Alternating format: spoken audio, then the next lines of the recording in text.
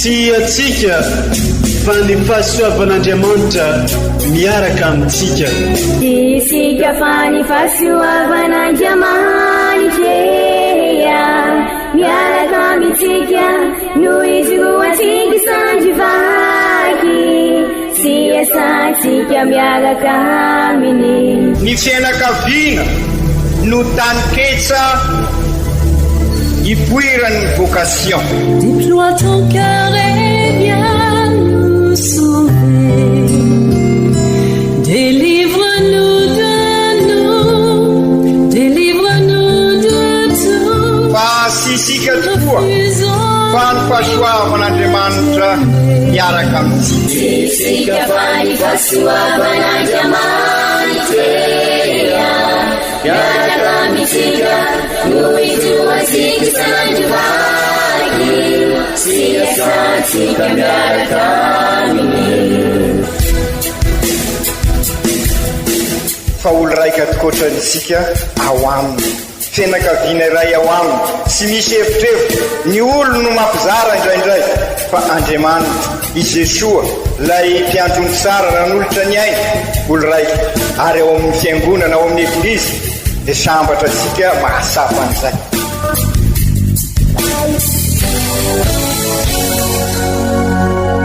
Olo araiky atsika atambatry ny fanahy masina ka miray, olo araiky ao amin'ny Kristy. Fandaram-pampianarana iaranao amin'ny son excellence Monseigneur Benjamin Marc Caramarson eto amin'ny radio Fania.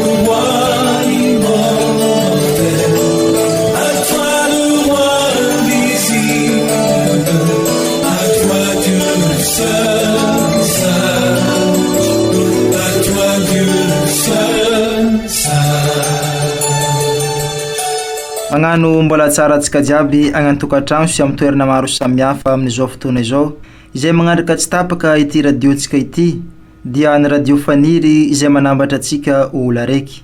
Miara misaotra an'Andriamanitra antsika satria tontosa soamantsara ny kongresy eukaristika nasionaly izay natao teto amin'ny diosezintsika. Fahasoavana omen'Andriamanitra antsika izegny ka mampisaotra azy mandrakariva. Amin'izao alady tsotra faharoa-roapolo mandavantaona izao dia omeny eglizy loha hevitra antsika dia ny hoe tsy mora ny manaraka an Jesoa fa misy azo fijaliana. Izegny dia ankamafisin'ny Salamo 5:20 manao hoe iantrao aho ry Tompo fa miantso anao tontolo andro, ianao ry Tompo no mazava fo sy malemy fanahy, be atsaram-po amin'izay rehetra miantso anao. Koa indro ary atolotra antsika ireo vaky teny masina omeny eglizy antsika amin'ity alady tsotra faharoa-roapolo mandavantaona taona B ity, izay arahiny fampianaran'ny ray aman-drenitsika dia Monseigneur Archevêque Benjamin Marc Caramarson. Koa sainy ampitiavana anao agnaraka izegny hatramin'ny farany.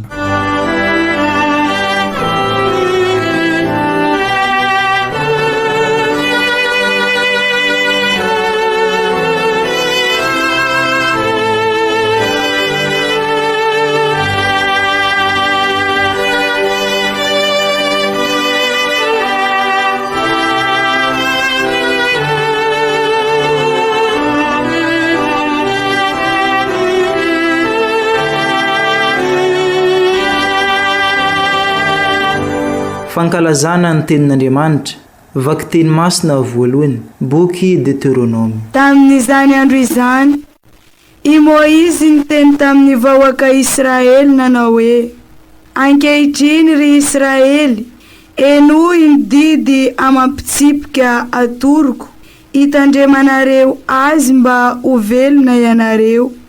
Ka iditra sy anana ny tany nomeny Tompo Andriamanitry ny razanareo anareo. Aza manampy izay andidiako anareo, na manala amin'izany akory, fa tandremo ny didin'ny Tompo Andriamanitrareo izay nandidiako anareo.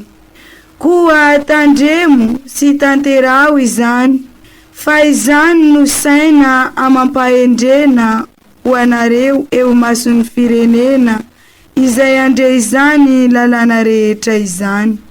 Ka ho vaky hoe: vahoaka endry sy manan-tsaina tokoa io firenena lehibe io, fa iza tokoa moa no firenendehibe anana Andriamanitra akaiky azy, tahaka ny maha-akaikitsika ny Tompo Andriamanitsika isaka ny antsoantsika azy, ary zovy no firenendehibe manandidy amampitsipika marina toy izao lalana ataoko eo anoloanareo anio izao. Izany ary ny tenin'ny Tompo, isaorana ny Andriamanitra.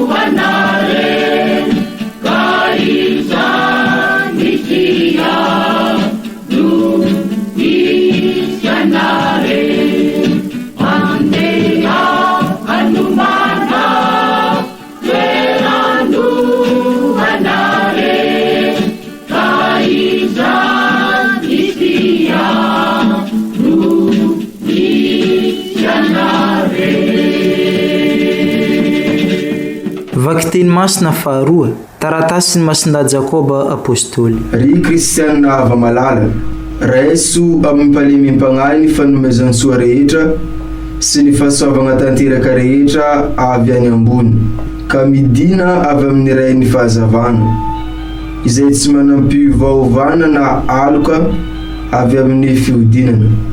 Niteraka antsika ny sitrapo tamin'ny tenin'ny fahamarinana izy, mba ho santatry ny zavaboariny isika, ary raiso amin'ny mpalemim-pagnahy ny teny voafafa aminareo izay mahavonjy ny fanahinareo. Aza mamita tena amin'ny hevim-pona nefa, fa miezà ho mpagnatanteraka ny teny, fa tsy ho mpiainy fotsiny. Izao no fivavana madio sy tsy misy tsiny eo anatrehan'Andriamanitra ray, ny magnampy ny kamboty sy ny mpitondra tena amin'ny fahoriany, ary ny miaro tena tsy ho voalotony izao tontolo izao. Izany ary ny tenin'ny Tompo, isaorana ny Andriamanitra.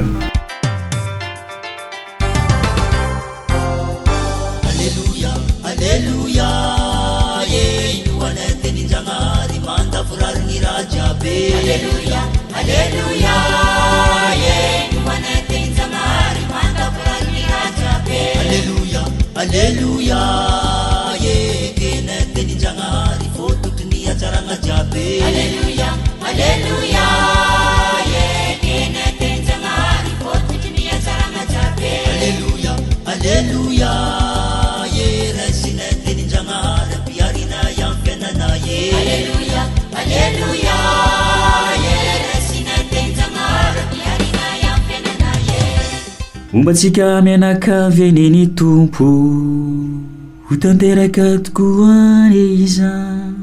Vaovao mahafaly dia Jesosy Kristy Tompontsika, nisorohatany masinda marika, ho ninahitra ny ho anao ry Tompo.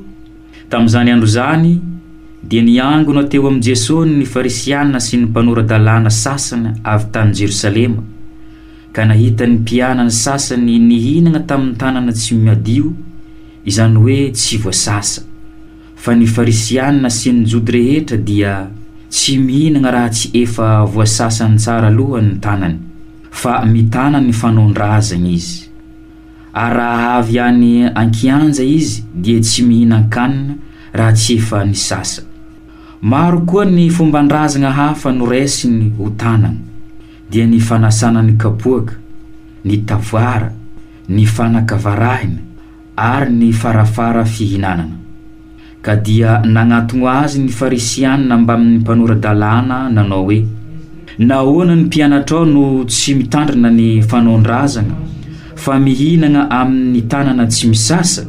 Ary hoy ny navaliny azy ireo, marina tokoa ny naminanian'i Isaia anareo mpiatsara velatsihy, araka ny voasoratra hoe, ity firenena ity manajahy amin'ny molony fa manalavitra ny fony. Koa foana ny ivavahan'ireo amiko satria didin'olombelona no ataony fampianarana. Ny didin'Andriamanitra afonareo fa fanaon'ny olona kosa tananareo. Ary niantso ny vahoaka nankeo aminy indray izy ka nanao taminy hoe, mihaino ahy ianareo rehetra ka mahafantara. Tsy ny zavatra avy any ivelany miditra ao anatin'ny olona no mahaloto azy, fa izay mivoaka avy ao anatin'ny olona no mahaloto azy.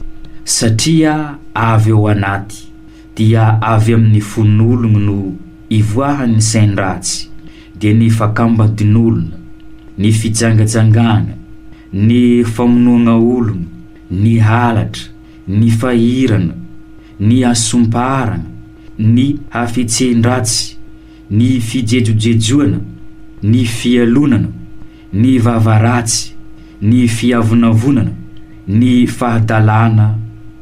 Izany rehetra izany no avy ao anatin'olona ka mahaloto azy. Alleluia, alleluia, ino anateny Ndragnahary mandavolarin'ny raha jiaby. Alleluia, alleluia, ino anateny Ndragnahary mandavolarin'ny raha jiaby. Alleluia, alleluia, kenateny Ndragnahary fototony atsaragna jiaby. Alleluia, alleluia, kenateny Ndragnahary fototony atsaragna jiaby. Izany ary ny teny ny Tompo, tera ho aneanao ry Kristy.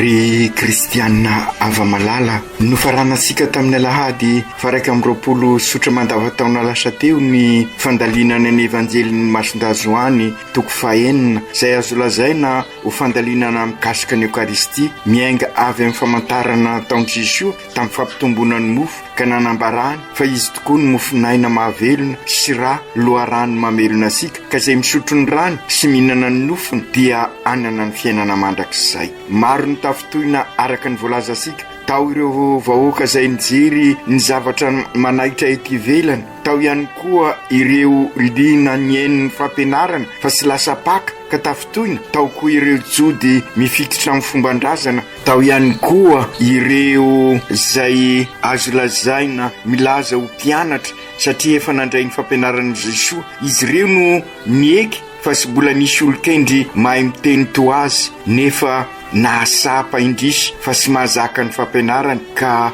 lasa nandeha. I Piera sy ireo apôstôly namany irery ihany no ny safidy sy natoky fa i Jesosy no tena teny mahavelona sy maintsy misafiditsika eo amin'ny fiainantsika raha anaraka an' Jesosy tanteraka ka mivelona izany teny mahavelona izany, ary izany no atao hoe fahafozana, fanompona ao anatin'ny famarinana, izany hoe mivelona ny fiainana eukaristika. Ry kristianina havana, tsy misy ny kisendrasendra ho isika satria izany indrindra no nankalaza asika tamin'ny Cannes 2024 zay vo tamin'ny alahady lasa teo no namarana asika azy. Cannes 2024 zay nirisika hitondra fiavozana eukaristika eo anivon'ny fiainatsika, eo anivon'ny nositsika, eo anivon'ny tanindrazasika, eo anivon'ny diosezisika, eo anivon'ny eglizy, eo anivon'izao tontolo izao, satria ny fihavanana dia ny fihavanan'i Kristy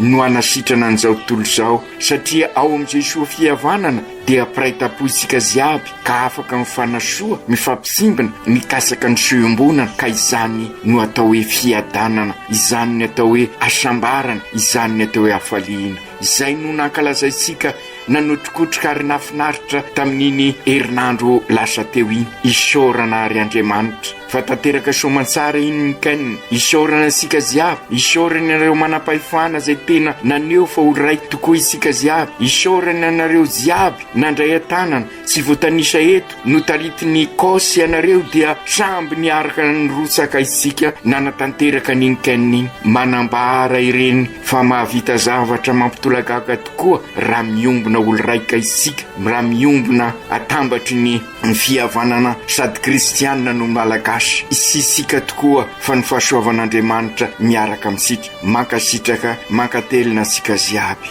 sy tanjona nefa ireno isika fa dingana irososika lalindalina koa amin'izay fiainana eukaristika zay, zay fiavozana eukaristika hoentin'ny Cannes zay, mitoy ny fiainana ary feno angovo vaovao sika miatrika azy. Fa indrindra ny teny faneva sy ny lohevitry ny Cannes 2024 dia mampiditra sika tokoa ary kristianina havana amin'ny synode fizanonana fahatelo na 3e session, zay ny lohevitra dia fianakaviana, eglizy kely mifanasoa, mifampisimbana, mikasaka ny soembonana. Mbola aroso amintsika moa ny lianamenta avy amin'izany fa efa azo sika saina sahady ary afaka miaina azy tokoa isika, satria fanohizana ny Cannes ny synode fizanonana fahatelo na 3e ary ao anatin'izany no rososika amin'ny zobolin'ny fanantenana. Azo lazaina ary zany fa tsy misy tokoa ny kisendrasendra fa ataon'Andriamanitra izao rehetra izao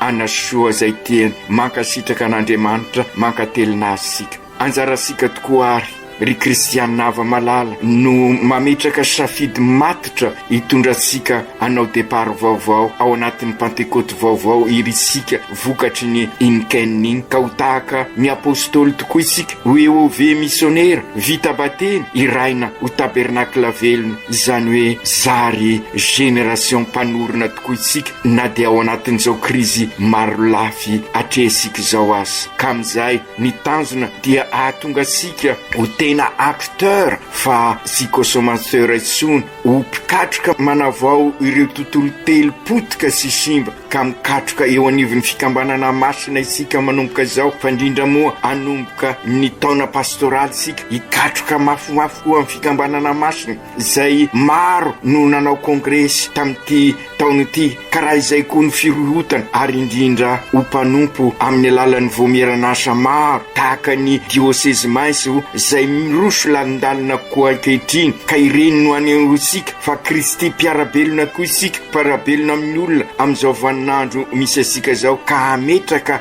rafitra sy lamina vaovao ampivelatra ny maha-olona manontolo sy ny olona manontolo ao anatin'ny fianakaviamben'Andriamanitra. Frately tuti olo raika sika ziaby ry kristianina havana amin'izao alahady sotra faharoa amby roapolo mandavataona zao ary dia miverina amin'ny evanjelin'ny Masinday Marka isika, ary miverina amin'ny fiainana andavanandro isika teo ny evanjelin'ny Masinday Marka zay vakina mandritra izao taona be izao, ka mifanozy sara amin'izay niresasika izay ary manohy ny fampianarana nataon'i Jesosy no alalintsika mikasika ny Eukaristia, sy maintsy misafidy isika zay anaradian'ny Kristy, ka sy maintsy mahafoy sy manompo, zany hoe anana fiainana eukaristika ho isika. Ka izay indrindra ry kristianina havana ny lohevitra arosiny eglizy ny anyty ho indrindra ny lohevitra zay sy mora tokoa ny manaraka an Jesoa fa sy maintsy mitondra ny azo fizaliana, sy maintsy misy fizaliana, sy hoe mikasaka ny fizaliana sika. Efa fantatra sika zany ary efa averimberisika matetika fa ny fahafoizana sy ny fanimpona anafana ny Kristy no mahatonga sika milaza fa ireo manaradia ny Kristy akaiky tahaka ny pretra sy ireo voatokana manao voady mioka de manambara fahafoizana sy fanimpona. Io mioka io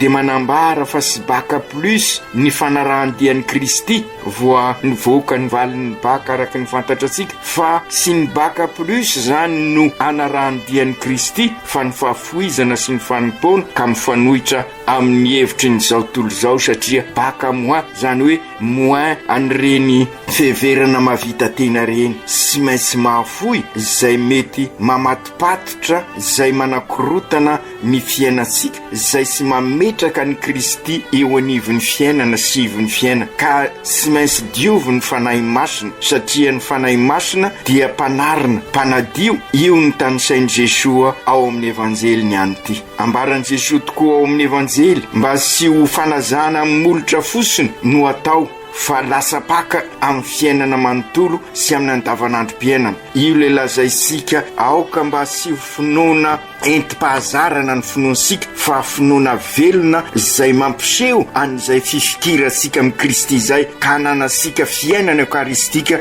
araky nambara tamintsika tamin'ny Kenina. Tsy ny fomba zany no rasy araky ny endritsika ao amin'ny evanjely fa ny fanaosika no matetika mifanohitra amin'izany fomba izany satria raha tena fomba marina no iainasika dia mikazy mandrakariva ny soatoavina araky ny narian'Andriamanitra sika zay no ariny itoviendrika aminy ny fomba araky ny voalaza sika. Ny fomba dia natao ivelomansika ny mahaendrika Andriamanitra sika araky ny narianatsika satria na firenena inona dia efa no arian'Andriamanitra tamin'ny voalohany itoviendrika aminy fa indrisy ny fanao vokatry ny fahotana no matetika manakorontana ny zany faharian'Andriamanitra mitovy endrika amintsika izany ka hitasika zany amin'ireo fomba indrisy nefa afangarosika ny fomba sy ny fanao ary io fanao io no ambarany Jesoa raha ny resaka momba ny fanambadiana izy ohatra ao Matio 7:20 ny amafy ny fonareo i Jesoa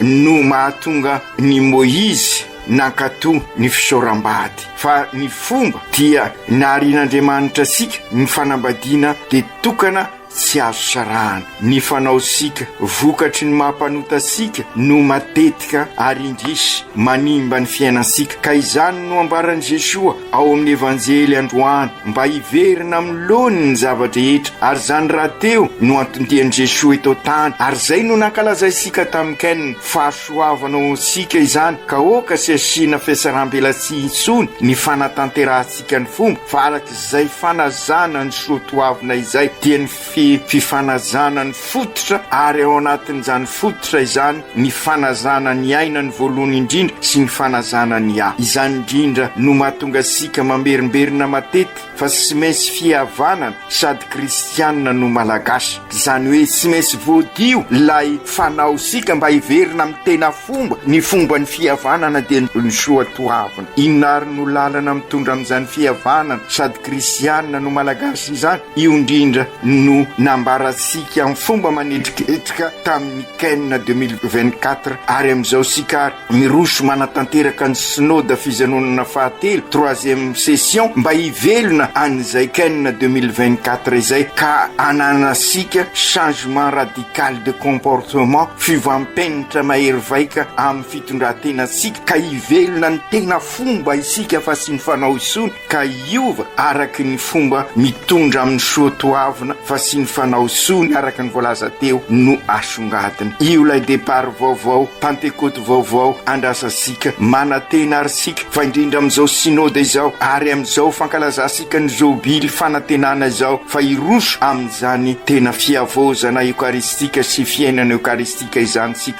aokary ny fosika ho fo vaovao ary zany no mahatonga an' Jesosy milaza fa io fosika io no manoimba ny fifandraisantsika sy ny zavatra nivelany miditra ao anatin'ny olona hoy Jesosy no mahaloto azy fa izay mivoaka avy ao anatin'ny olona no mahaloto azy. De tanisain'i Jesosy ireo zavatra mahatonga fahalotona ao am-posika ao dia ny fakambadin'olona, ny fizangazangana, ny famonoana olona, ny alatra, ny afetsen-drasy, ny asiparana, ny fizezizezony, ny adalana isan-karazany, ny lainga, ny fitapitaka. Ry kristianina havana, fantasika sara ireo fa vokatry ny mampanotasika ary manimba ny fiainasika. Raha te ho taranaka mpanorona tokoa aritsika dia tsy maintsy mandesan'ireo ka miditra amin'ny fiainam-baovao. Zay no mahatonga sika milaza matetika hoe ady sady dia ny fiainana, ady amin'ny rasy dia miroso amin'ny fiainana. Izany koa no isika ka angatasika ny fahasoavan'Andriamanitra amin'izao fanatrehantsika ny sinôda ka manateny isika hanana fo vaovao mba ho tonga taranaka mpanorona isika ho tabernakla velona tahaka ny Masin'i Maria. Azadiny ry kristianina havana, ny mot de passe ahatonga sika amin'izany dia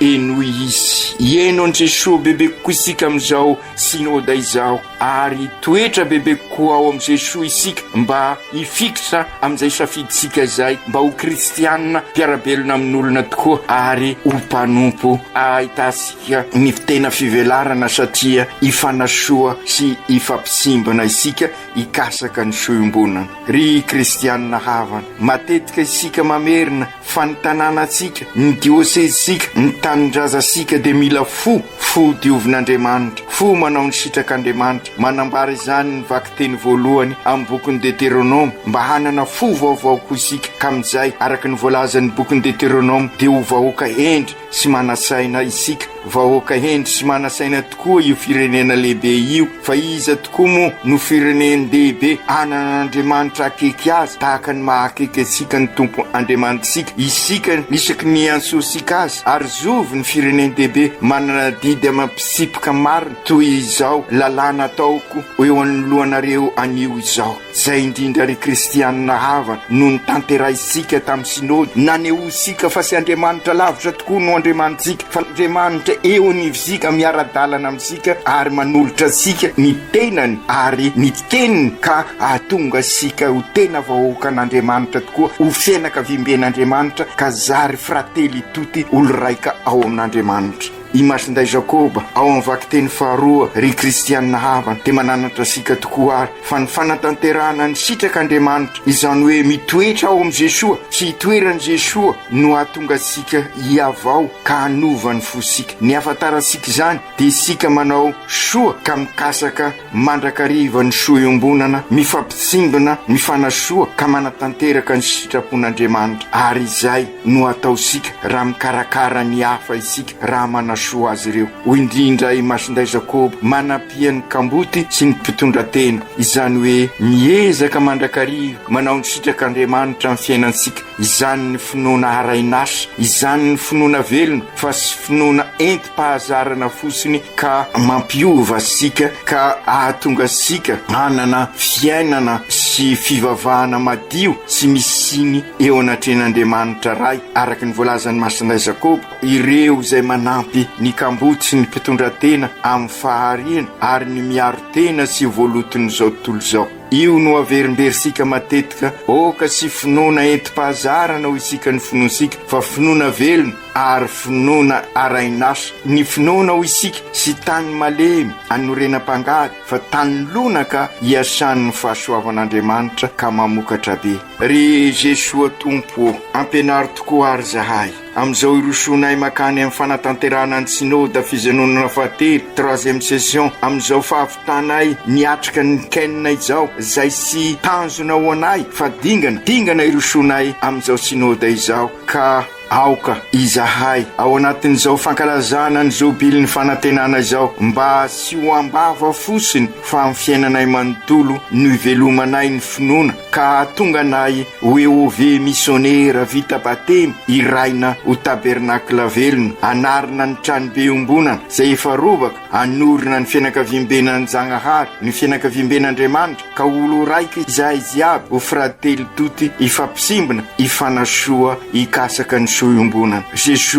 ovao ny fonay mba ho fo anaka ny fonao ny fonay. Amin'izay ny ataonay rehetra dia andresy an'ireo izay mitady anapotika anay, andresy ny fahotana izay tady anapotika anay, ka ny fiainanay manontolany ho fanatanterahana ny sitrak'Andriamanitra, ka ho voninay zahay hiala amin'ireny toetra rasy dia ny fiasaram-belasy, ny avinavina, ny fitiavatena, ka anana fomba sy fiainana akaiky anao bebe kokoa izahay, ka hiala amin'izay rehetra manimba anay. Teny mazatra ataon'olona ny hoe sy ny tany ny fady fa ny vavan'olona dia manao izay sy mendrika izahay raha sy hitan'olona. Ampio ary zahay ahay anadio ny konsiansinay, ka ny fonay ho fo mifanaraka amin'ny sitrakao tahaka ny Masiny Maria zahay zary tabernakla velona. Jesosy Tompo marina sy ho tratranay olombelona ny falavorariana ambaranao. Ampio zahay hiezaka mandrakariva andesiny rasy amin'ny alalan'ny tsara, hiaina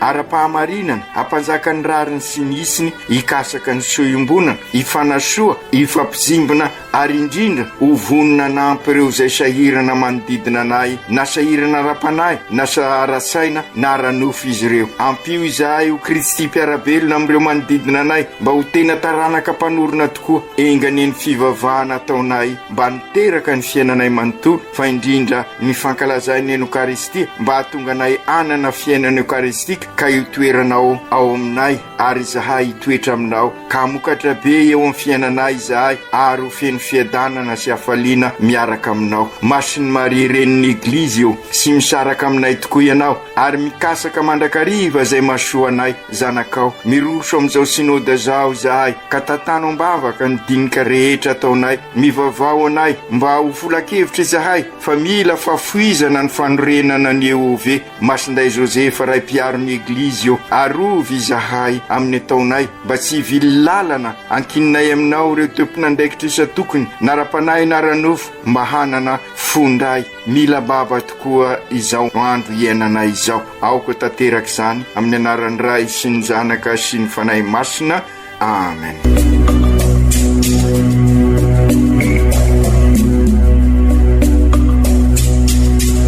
Sy atsika fa ny fahasoavan'Andriamanitra miaraka amintsika.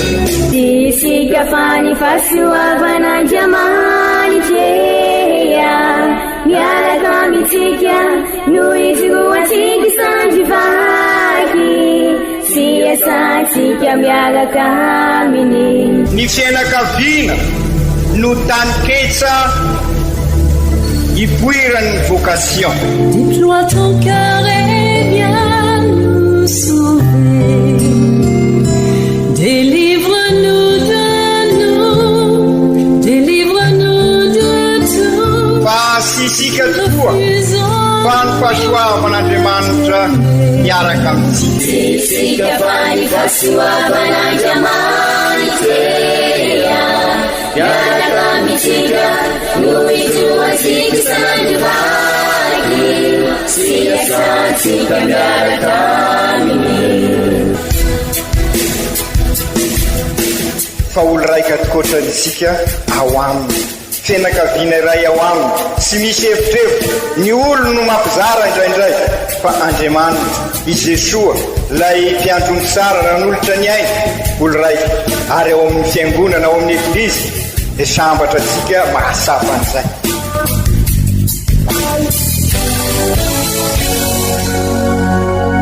Olo araiky atsika atambatry ny fanahy masina kamiray, olo araiky ao amin'ny Kristy. Fandaram-pampianarana iaranao amin'ny son excellence Monseigneur Benjamin Marc Ramarsson.